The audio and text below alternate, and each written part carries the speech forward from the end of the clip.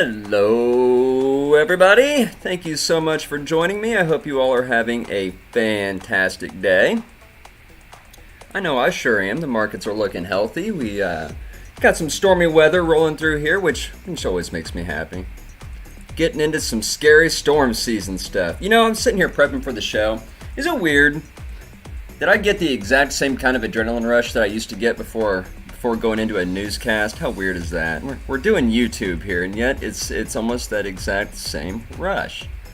Anyway, thank you all for joining me. Let's see, what do we got here? We got PancakeSwap. Check this out. PancakeSwap partnering with Chainlink. This was some big news that definitely affects my world and staking my cake, which you all know that I love to do so very much. So yeah, great news for Chainlink holders. Great news for cake holders of PancakeSwap.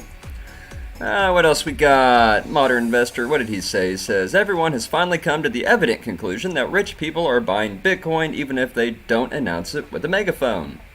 Yeah, they sure are.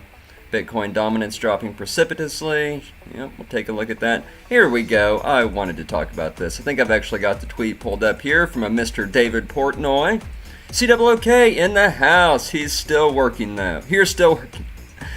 That guy, that is commitment. C-Dub, I can't thank you enough. Always joining the show, even when you're at work. I wouldn't be surprised if you're under a house or on top of a roof. One of the two. That guy, hardest working guy I know. COOK, the master of the chat, if you don't know. My silent partner, if you will. If you will. Love that guy. Let's see. I wanted to read this just because it made me laugh so much. This is from Team Portnoy. I do need to pause for 1 second, though, and just point out the fact. Never, ever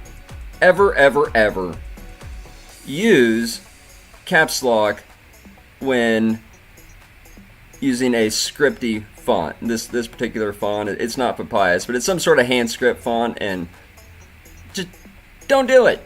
Don't use caps lock with script fonts.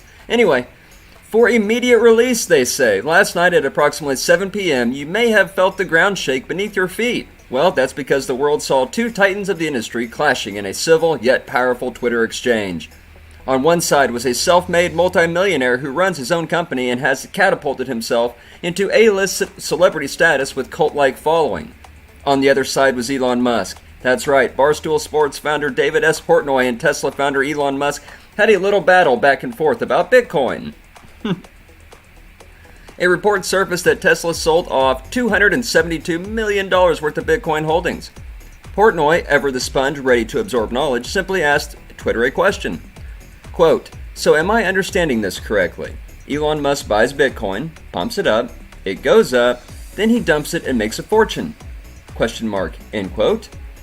Musk is a very vocal supporter of Bitcoin and cryptocurrency, so seeing the company he controls sell was rather surprising. This was really an astute observation by Portnoy. And always a man of the people, he just wanted to make sure Musk was being transparent with the public. Portnoy is truly a public servant. Musk responded that he personally did not sell, and that Tesla only sold 10% of its Bitcoin holdings to prove its liquidity. Portnoy has made it clear that he still likes and respects Musk, shooting down rumors of this being some, quote, Twitter war. But the diamond-handed Portnoy has been dubbed by some as the new Baron of Bitcoin. So he felt personal responsibility to defend against any possible lettuce hand threats. The main takeaway here is this. David Portnoy is a ground floor crypto investor who is the proud owner of one Bitcoin, and he will never sell, period. You can propose to your girlfriend with one of Portnoy's hands because they're made of pure diamond, baby. As for how this will impact possible Portnoy Musk 2024 presidential ticket, we have no further at this time. I guess they meant to put in info. Have no further info at this time.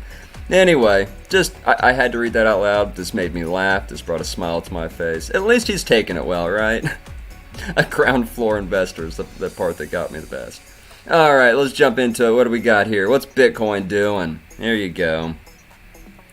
Bitcoin on the day. There you go. Here's your 5-minute chart. You can see we had a little pop-up last night when the Asian markets opened, and we've been moving sideways ever since. Very bullish. We have yet to put in a higher high, but we'll discuss that as we get into the charts. Let's start off CoinGecko, as always, we are sitting up 2.9%. Let's call it 3% on the day as far as the overall market cap, sitting at $2.1 trillion, holding firm at the $2 trillion level mark. Really good to see, very encouraging. Bitcoin sitting at $54,934 right now, currently up 3.6% on the day. Ethereum sitting at $2,633, up 7.2% on the day. BNB up 6.6% on the day. XRP up a whopping 10% on the day. Cardano up 7.5% on the day, becoming less of a stable coin. Might have something to do with the Charles doing the whole African tour and the Ethiopian news we got today. Personally, I'd like to see Charles just get back and get these smart contracts out. That's what I'd really like to see. Oh, where'd my chart go? Here, that was weird. Oh, CoinGecko's going nuts. Dogecoin up 3.3%, DOT up 6.5%, Uniswap up 9%, and Litecoin up 8.6%. One thing I did want to show you guys today that I thought was really cool is sentiment. Check this out. So when you first come here, you go to sentiment.net. Fantastic website. It kind of looks a lot like what we were just looking at with CoinGecko, right? But look at this. Their specialty is social media sentiment. What's trending on Twitter, basically, right? So you can come over here. You can actually sort by social volume. This is the amount of people who are searching, for a particular coin or that keyword. Is it gonna load? Hello? There it goes. So you can see if we sort by social volume, you see at the top of our charts right now, we've got something called FIRO, Safe Exchange sitting at number 2. I like to go through here and at least find one that I recognize. You got Wrap Bitcoin, that's interesting. There was one that I saw earlier, Cartesi. Where did that run off to? Nope, looks like it fell off of off the social volume here. It was, and I had the chart pulled up, Cartesi was sitting at number 3 earlier. So I had this pulled up on Google Trends just to kind of show you. And look, you can see, right about here was when I ran was looking at sentiment earlier today. You can see we had a big spike in just searches for the token. So CTSI. So you can see this how useful something like this could be if you're looking for maybe like a quick swing trade or day trade or something like that. Not financial advice, just an interesting way of maybe, a new way of doing fundamentals, right? Checking social network sentiment and seeing where the overall collective mind is at, right? Something to think about. Let's jump into the headlines. What do we got here? First up, Tesla test liquidity selling $272 million of Bitcoin. We talked about this during yesterday's show. They were actually doing their earnings call while we were live yesterday. Tesla has announced a sale of $272 million worth of Bitcoin reserves, and it's a good thing. Tell us, Crypto Briefing, why is it a good thing? Tesla's sale suggests that Bitcoin can act as a liquid solution to generate income from cash reserves. Yeah, I agree with that. Let me know what you guys think. What do you think of Tesla selling their Bitcoin, taking a little bit of profit? Tesla's CFO added, quote, Bitcoin is a good decision to store cash not used in daily operations. Yeah. C-Dub says half of my trades are made on public sentiment. You actually own an ETF that is strictly based on public sentiment, right? That's the Buzz ETF. That's got to be treating you well. Last I looked at that today, it looked like you were having a good day on the Buzzsaw. Let's see. Their easy exit has shown other large companies that Bitcoin can be a valid investment, even for the biggest portfolios, for sure. Yeah, I think it's a good thing that Tesla took a little bit of profit, right? I mean, what do we expect them to do? Hold it for eternity? They're not Michael Saylor, for crying out loud. They're a public company. They have to, make money for their investors too. Let's see. Next up, Gemini and Mastercard to launch crypto rewards credit card this summer. We had news just the other day. Buzz baby, says C-Dub. We had news the other day that Mastercard was getting in to the crypto ecosystem. We just didn't know how or when, right? But we got it today. Now we know. They are partnering with Gemini to launch a new kind of credit card. You can already get kind of a weird credit card through Crypto.com, which you actually have to, it's more like a prepaid Visa where you have to kind of load the card with crypto. It doesn't just connect directly with your wallet. You got to load, so you got to actually move crypto out of your wallet onto the card. It stays there and then you can spend it. It's, baby steps, right? This is different. This is more like a frequent flyer mile type rewards card, which is kind of cool. Here's a tweet from Mastercard. Today we're announcing our partnership with Gemini to deliver a first-of-its-kind cryptocurrency rewards credit card. The Gemini credit card, couldn't you guys have been a little more crafty with the name? Come on. Gives consumers an easy way to earn crypto as a reward without changing daily spending habits. Yeah, be interested to know. According to Gemini, it's first of its kind, delivering crypto rewards in real time and not on a usual monthly basis. No annual fees. Cardholders will be able to immediately use the Gemini credit card to make purchases online or at points of sale by adding it to their mobile wallet. Huh. Yeah, we'll see how this plays out and exactly how this card's working as they roll it out here. Interesting. Good to see. There you go. U.S. Bank will launch crypto custody pending compliance tests. We had news yesterday that U.S. Bank was also entering the space. Again, we didn't know how. Looks like they are getting into custody. They're going to start holding your crypto for you. Let me know. Would you let U.S. Bank hold your crypto? Are you cool with U.S. Bank hanging onto your Bitcoin?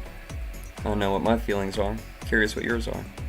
The actual announcement says that new services are contingent upon the selection of sub-custodian to contract under U.S. Bank. Chris Waldron, Chief Global Strategy Officer for Global Fund Services at U.S. Bank, told The Block, "We have made this selection. We're working through our operational integration and our risk and compliance processes. There is, however, no confirmed time frame for when these services will go live." Interesting. Okay, well, again, like we said yesterday, welcome aboard U.S. Bank. You're not getting my crypto. Next up, in big banking news, Goldman Sachs says blockchain stocks on average outperform the S&P 500, but not Bitcoin. What's that about? Goldman Sachs identified 19 blockchain and cryptocurrency related stocks that have outperformed the S&P 500 this year.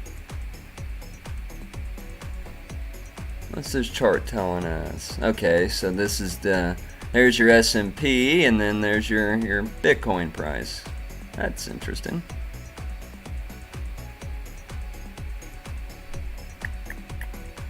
Let's see. Goldman selected stocks included blockchain indexes and ETFs, calculated the sensitivity of stock prices to Bitcoin during the past 12 months, when scan company filings identified 19 stocks with blockchain exposure. Cool. I was hoping they'd show us what the 19 stocks are. Looks like this might be a picture of it. Yeah, here you go. Marathon being the top one here. Riot, MicroStrategy, Silvergate, Square, PayPal, Overstock, Nvidia, InvestView, Ideanomics. I didn't know Ideanomics had anything to do with crypto. Hell, that's been a penny stock that's been traded for, gosh, since I got into stock trading. I've seen Ideanomics flying around. Never really knew what it was. Look at this. You got JP Morgan now making this list. Who's next? Who's next? Alright, next up, here's some big news. Binance to launch NFT marketplace this June. The world's biggest cryptocurrency exchange, Binance, has announced its plans to enter the NFT space. Very cool. Binance is unveiling the NFT marketplace this June. The platform will host a market for premium auctions and exhibitions and a regular day trading market. It will initially support Binance Smart Chain and Ethereum. You know, I think I said it yesterday. I'm going to say it again today. Mark my words, Binance is taking over the world. Binance is going to take over everything. If I were Coinbase, if I were any other exchange, I would be crapping myself at the thought of Binance. It is a monster. So yeah, there's your first crypto monopoly news. Next up, Bitcoin hash rate rebounds as Zhejiang miners come back online. You know, this is something I've been talking about a lot since we had the major crash. Was that 2 weekends ago now? Yeah, seems like yesterday. That the miner that whole mining crash was really the driving factor behind our correction, and here we go. It says they're coming back online. The outages took place shortly before mining operations usually move from the coal-rich Xinjiang region to the rain-rich region of Sichuan. Sichuan chicken? Oh, I'm gonna get demonetized for that. Oh crap. Sorry guys, sorry. Bitcoin miners in southern China are back online after a series of coal mining accidents led to outages last week, cascading Bitcoin's hash rate at the same time as Bitcoin's price. Bitcoin's hash rate, an estimate of how much computational power miners produce at a given time, has recovered from roughly 125 exahashes per second, sounds like a lot, following the outages up to nearly 160 exahashes per second. That sounds like more. So yeah, hash rate coming back up. That means good things. The Bitcoin transaction fees have really come down today. I actually bought a little bit of Bitcoin today. I'll show you exactly where my position is when we get into the chart. But yeah, good news, right? Good news coming back online a little faster than what I had anticipated. I had originally said 2 weeks. Now, granted, we haven't fully recovered yet, so it may still be 2 weeks in the long run, but still, good stuff, right? Good stuff. Next up, you know how much I need to talk about the futures and the options trading, the thing that's destroying our market. Bitcoin options market eyes $4.2 billion in expiries on Friday. Here we go again. I swear to Christ, if we get to Friday and we see another, I don't know, $10 billion worth of liquidations because idiots are still taking leveraged 100x leveraged long positions out and the market corrects another 20% because of these idiots, I'm going to snap. I need to take some heart medication. Bitcoin has begun the monthly options expiry week on a positive note, rising from 48,000 to over 54,000. Doesn't feel like a positive note. Further gains may remain elusive for a while to unfold at a slower pace, as the max pain point for Friday's 4.2 billion options expire at $54,000. Okay, I see what they're saying because we're in the money right now. Got it. I get what they're saying. So even though we've got tons of options expiring, there shouldn't be liquidations because we're already in the money right now. I get what they're saying. Buy that BTBT. You know, I actually pulled that off of the watch list. Did you get into that, C-Dub? Are you still holding that? So anyway, options. Looks like we might be spared the guillotine this week. Just maybe. As long as Bitcoin doesn't run too far away from 54,000 in either direction, we should be fine. Next up, you know, we're always getting news that some huge company bought the dip whenever we have these major corrections, right? It's either MicroStrategy, JP Morgan. Some asshole always comes in, buys the dip, usually a couple days before, you know, having crashed the market themselves. Not this time. Look who we got. San Francisco Sheriff's Department bought the recent Bitcoin dip. San Francisco Sheriff's Department bought the recent dip. How crazy is that? Huh. Bitcoin rebounds strongly as demand skyrockets to record highs. Yeah.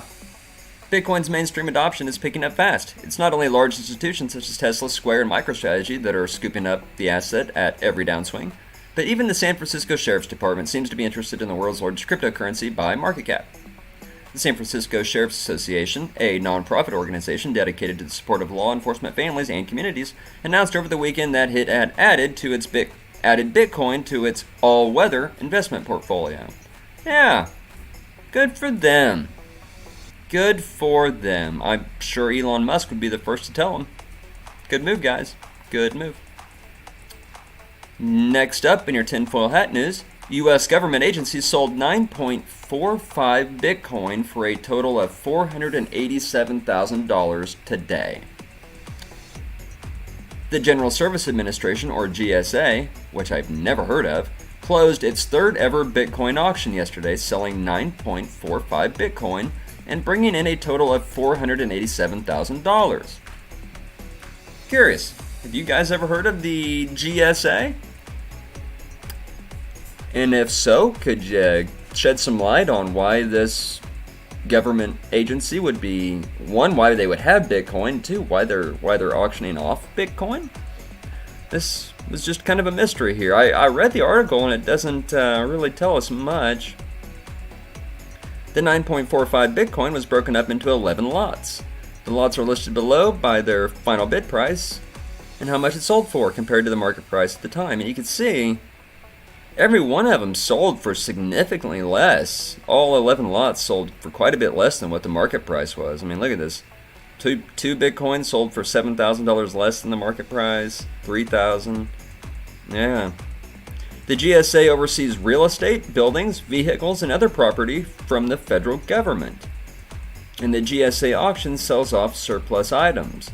The agency closed its first Bitcoin auction today. C-Dub says probably taking in a drug bust or something similar. Yeah, that's kind of my thoughts too. Kind of reminds me of the story we had yesterday, or maybe it was the day before. It's all kind of a blur now, with the U.S. Marshals now doing raids on, or doing seizures on, I don't know, blacklisted Bitcoin, and then giving it basically over to J.P. Morgan or Morgan Stanley, whatever the giant bank is that owns BitGo now. Yeah. Anyway, that's it for our tinfoil hat news. European Investment Bank to issue digital bonds on Ethereum, says the report. According to a Bloomberg report, the European Investment Bank will begin using Ethereum to issue 2-year digital bonds. Well, that's interesting. The European Bank is planning to issue roughly $120 million in digital bonds on ETH. The transaction is being helped by Goldman Sachs, Santander, and the Societe Generale. Cool. Ethereum hit all-time highs shortly after the news. Yeah. Do we think this is why ETH hit all-time highs today? Because of this news? That they're issuing bonds on the back of Ethereum? I mean, it sounds like a big deal, but yeah, I don't know. Let me know your thoughts. 2-year digital bonds through Goldman. Huh. Yep, that's your strange new digital bonds news. Next up, and Charles not doing much, Ethiopian government to use Cardano blockchain to benefit 5 million students. I'm being pessimistic. I know this is a good thing. This is great for Africa. This is great for Ethiopia. I just want smart contracts, Charles. That's all I want. You don't need to convert an entire country right now. Can we get smart contracts first and then convert the entire country of Africa to blockchain? That would be great. That would just be great. So yeah, here's your Cardano news. What does the world look like when everyone gets an equal opportunity to innovate, to grow, to thrive? Join Cardano Africa this Thursday, blah, blah, blah. Yeah, so they're just seeking, I guess they're using it for educational purposes, that they're building on top of the blockchain, but you can't do any of this without smart contracts, so it feels a bit like we're putting the horse before the wagon. I don't know. Let me know your thoughts. Maybe I'm just mad that Cardano is my new stable coin. Maybe I'm just salty. I don't know. You guys tell me. Curious what your thoughts are. This was kind of cool. DeFi portal OneInch launches wallet on iOS application store. OneInch rounds trading orders for tokens on Ethereum and the Binance Smart Chain. OneInch, I'll tell you, it's like it's everything that Uniswap. It's like Uniswap for advanced traders, right? You can actually go into OneInch. It's a decentralized exchange, just like Uniswap, except you can actually do advanced orders. You can go in and you can set your own custom limit orders, right? Stop orders, stuff like that. Maybe not stop orders, but you can definitely go in and do your own limit orders, right? So if I'm going to do a swap on the Ethereum network, I'm going to use OneInch over Uniswap any day of the week for that very reason right there, right? So I can actually set my own price. I did download the wallet today. It is a very slick wallet. It looks fantastic. They've done a great job with the graphics on there. Obviously, that's always a big selling point for me because I'm just a graphics guy.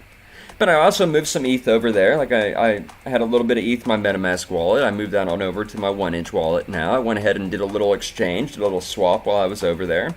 I paid $4 in gas prices, just so you guys know.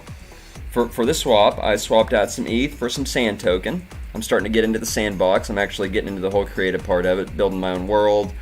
Starting to, I got myself a little plot of land. I'm going to start promoting this channel on the Sandbox game. So if you guys are interested in Sandbox, it's basically Minecraft on the blockchain is what Sandbox is. So if you're interested, definitely go check that out. I'll have my own little space there, my own little shop. You guys can swing by and say hello if you're in there. Anyway, sidetrack. Bought a little bit of sand token through the OneInch exchange. And yeah, it was a fantastic experience. I mean, $4 compared to the Binance chain, 50 cents, I'm still pissed about gas fees, and that's not going to change until he gets the crap together.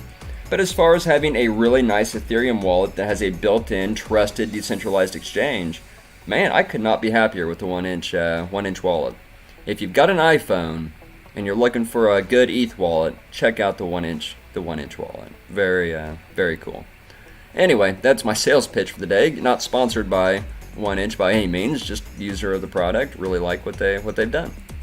Next up, Helium's crypto-powered network adds 5G mobile coverage. The Google-backed startup will continue growing its low-powered distributed Internet of Things, or IoT network, while also exploring this new, more powerful 5G network. Yeah, I didn't realize that Helium was backed by Google. That's interesting.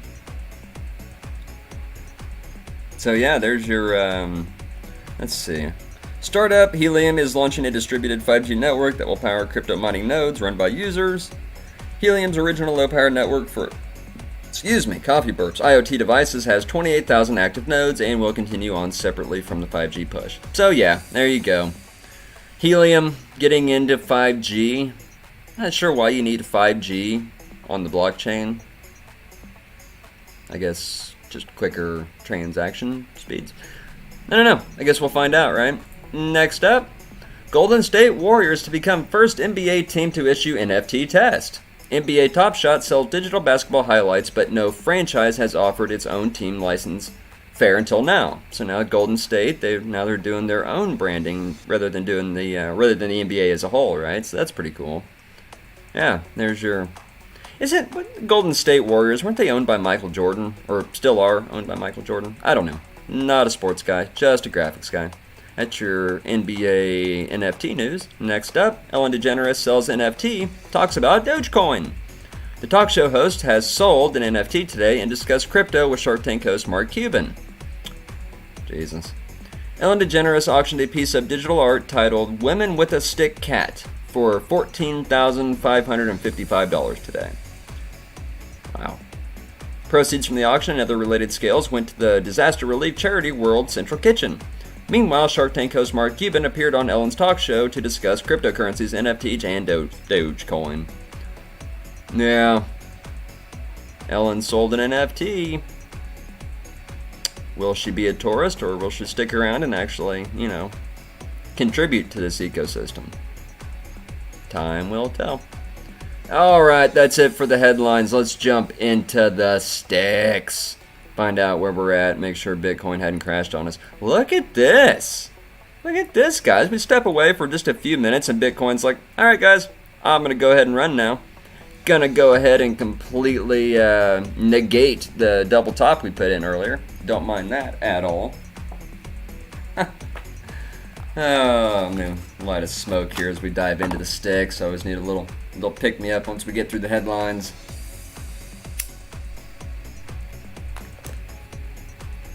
Alright, so we're looking at the 5-minute chart here. It does look like Bitcoin has decided to go on a bit of a tear since we started doing the news here. So that is good to see. Good to see that we're not going in the other direction, right? Bitcoin looking good. Let's check on it. One thing I did want to talk about, because I did bring it up earlier. I did buy some Bitcoin today. Let's find out where exactly I got in.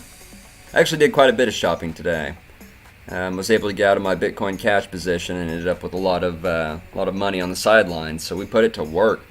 Let's see. We put a position in right at 54,000. Right as soon as we got up here and consolidated, we put in our position here and we put our stop loss right down here below, right at the 54,300 mark. That way, if we break down and this breakout that doesn't confirm, doesn't hold, and we break down, our stop loss will trigger and we won't free fall. So that's where we are on Bitcoin. Let's see. Ethereum. We did take a position in Ethereum today. A very small one because we are at all-time highs, right? Did not take a big one. Just wanted to get a little skin in the game on Ethereum because I think we've got some good catalyst coming up here in the very near future. If the devs don't drop the ball, right? That's the key.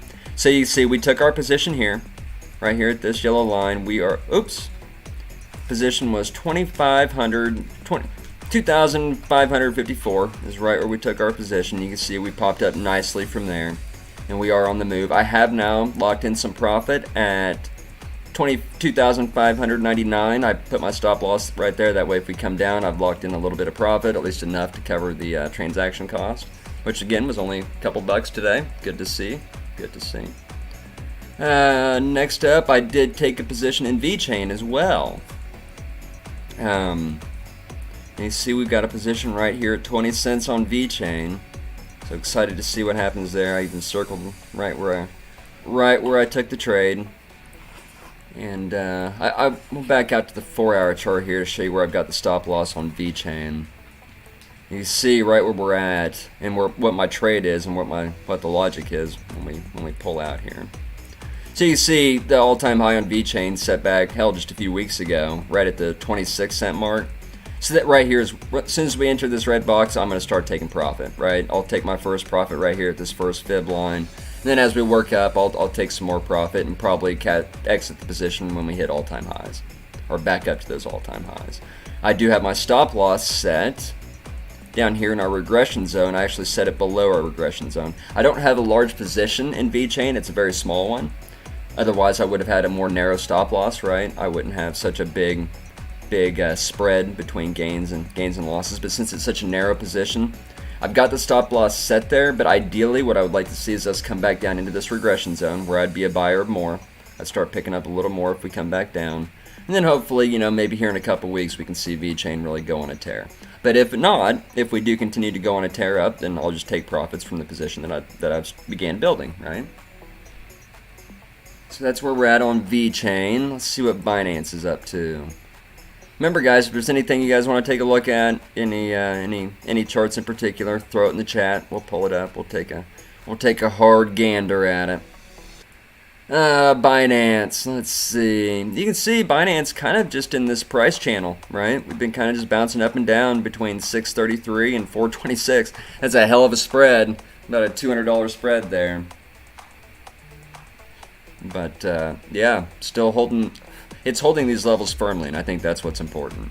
I always hold Binance. I couldn't even tell you how much Binance I'm holding right now. It's over $100, right? I've always got at least $100 worth of Binance coin, just because you got to use it on the Binance network, right? It's the fuel of the network, much like on ETH to the ETH network. XRP. I know one of our master of the chat is currently in Stellar right now. He picked up some XLM yesterday. So when we're looking at the XRP chart, you might as well just pretend that this is your Stellar, buddy, because they are identical.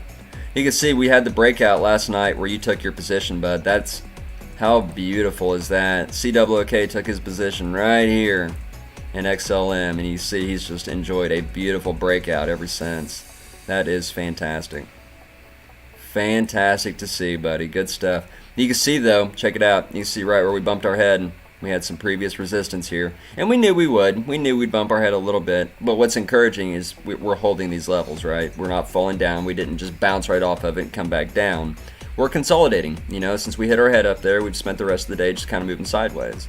So hopefully, if we can get the overall market to really begin moving, that'll be enough to push XLM and XRP up over this previous resistance. We can flip its support and head on off to the moon, right? That is the dream.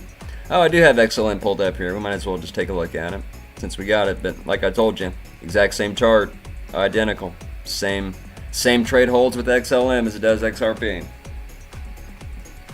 All right, Dogecoin, the bane of my existence. There you go. There's your Doge. Got news yesterday that our good friend Devin still diamond handing Doge against all odds, against all logic. He still diamond hands it. Devin, I pour one out for you, buddy, or cheers to you, whichever way you want to go with it. Oh, good coffee. Good coffee today. Getting a little cold. Could certainly use a warm up. Basic attention token. Starting to recover, right? Since we just bottomed out, it's starting to recover a little bit. Not rallying with the rest of the market, which is kind of unfortunate to see. You see, we did bump our head against some resistance here. So hopefully we can see basic attention token get back on the move here before too long. Last on my crypto list, we've got SparkPoint continuing to bleed out. Just continuing to bleed out. I've been telling you guys forever that my position was all the way back up here. It's not. I actually went back and looked at it yesterday. My position's right at 15 cents. Or 15, whatever that number is there. Bam. The 0.015 mark is where I took my position. So it's not nearly as bad as I thought it was. Like I told you the other day, though, I'd been so mad at this position, or so mad at this coin, that I hadn't even looked at my position in quite some time. But yeah, I went back and checked it the other day. not nearly as bad as I thought we were. All right, let's start jumping into the stocks, see what the stocks are doing. Pull up to 5 minute when we're looking at the stocks. You can see we're starting with the QQQ here. The Nasdaq's actually a pretty representative of the crypto market in general for the most part, because it's got all the momentum stocks in it, right? All your crazy meme stocks are all in the Nasdaq. So theoretically, if the Nasdaq's having a good day, then crypto's probably having a good day. So there's our Nasdaq. You can see we really fell off a cliff this morning. Just absolutely face melted all the way down, and it moved sideways ever since. So it held those levels. That's good to see. What else we got? GameStop. It was getting a little feisty this morning. Check this out. This is pre-market. We had some crazy action going on. We shot all the way up to 200 almost pre-market, and then just kind of bled out the rest of the day. But holding strong at the 175, 180 level. Good for all you GME holders out there. Next up, Coinbase. What's Coinbase doing? Just moving sideways. We did have a nice little pop-up day before yesterday, or I guess yesterday we had a nice little pop-up, and we've just been moving sideways ever since. What's this? MicroStrategy. Yeah, MicroStrategy had a hell of a day. Look at that. What did MicroStrategy do? They ran up. Wow. MicroStrategy ran up 20% today. That's crazy. Good for you, Michael Saylor. Good for you. The crypto stocks have been getting beat to hell the past couple days. Not MicroStrategy. Look at Tesla. Look at this, guys. Wow. Wow. That's what happens when you sell Bitcoin. This is why you don't sell Bitcoin. And if you do sell your Bitcoin, don't tell the world. Crying out loud.